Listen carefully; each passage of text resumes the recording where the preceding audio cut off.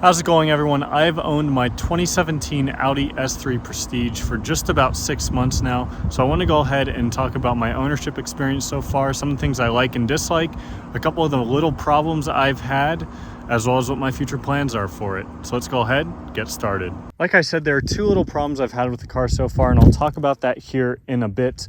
I do want to also mention that I bought this car from Carvana, which was a mistake, with 29,000 miles on it.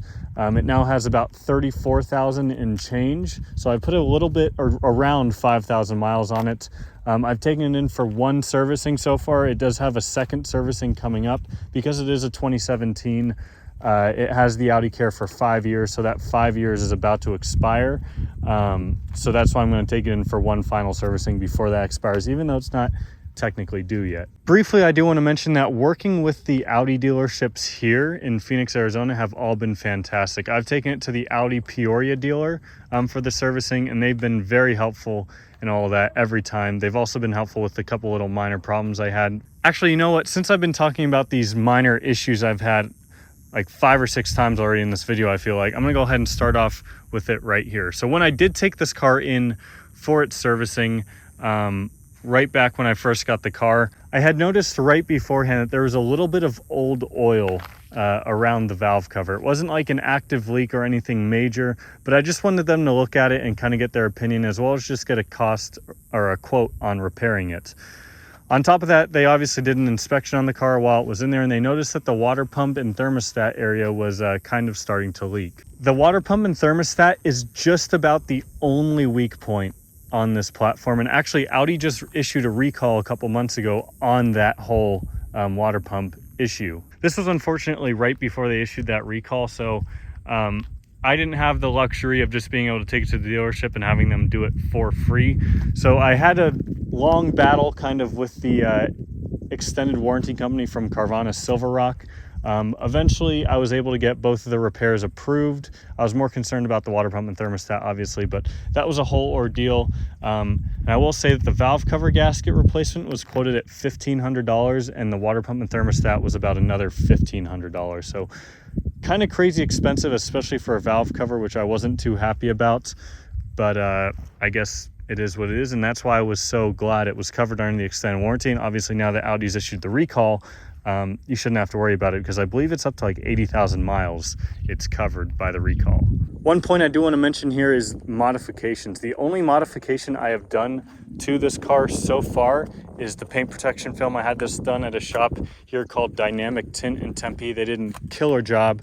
They did the hood, the bumper, the fenders, the mirror caps, and the A-pillars and the roof up to this little line right here, which you can't even see at all. They also did the headlights too, so they did a fantastic job on that. Do not regret it one bit. It's going to protect the whole front end from rock chips. It's obviously very dirty and covered in bugs right now, but super happy with that overall. I want to cover a couple of the things that I love about this car right now. I actually did an entire video dedicated to all the things I love about this car. I'll link that in the top corner so you can watch it, but quickly here, I want to go over a couple of them. First off is just how it looks. This car is a 2017. It's now 5 years old, and it still looks brand new. The tech in it still feels brand new. It has aged tremendously well so far. And speaking on that, the tech is also probably one of my favorite things in this car. This car does have the virtual cockpit, which comes with the technology package. In my opinion, it is a must-have in the S3. Bang & Olufsen sound system, which is absolutely phenomenal. And I think one of my favorite features on top of the styling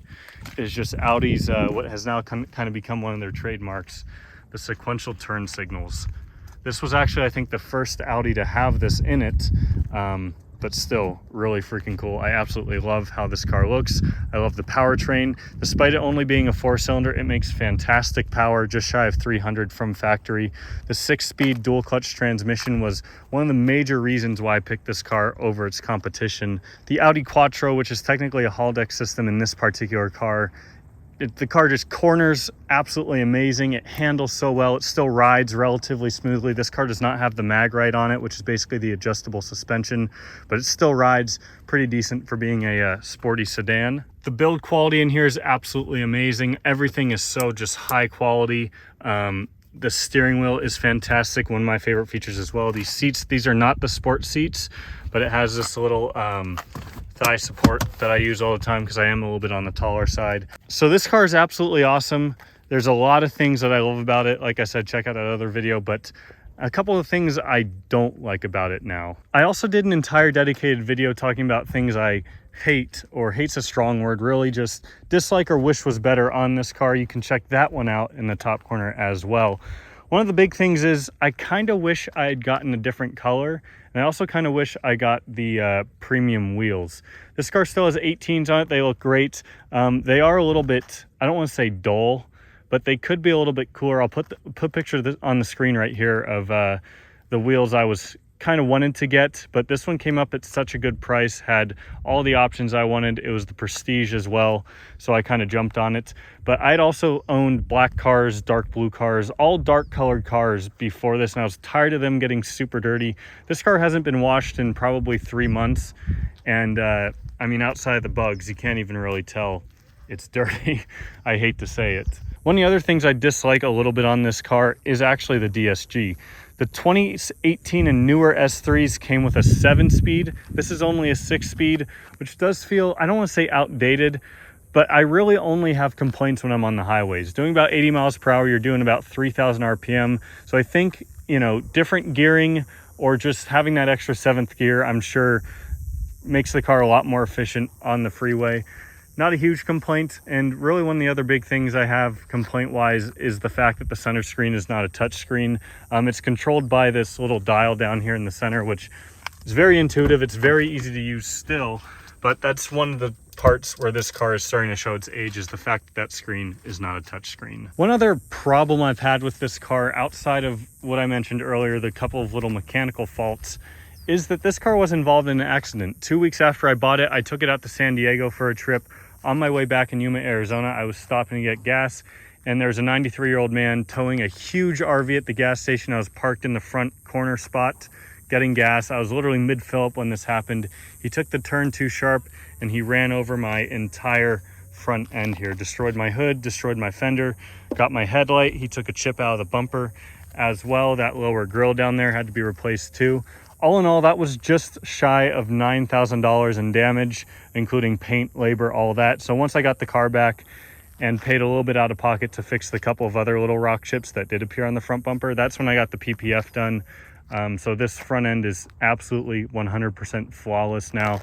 That's just one of the other problems I've had. Obviously, completely unrelated to the car itself, which is something I should mention. It was a bit of a pain dealing with insurance. That whole process from when it got hit to when I got the car back was probably a little bit over 3 months, but it's all done. It's all back now, and great as ever. One last thing I want to talk about here is my future plans for this car. Now, this MQB platform, as it's called, it's shared by the A3, the S3, the RS3, the GTI, the Golf R. All of them kind of share the same platform in a wide variety of different power outputs, engines, variations, all that.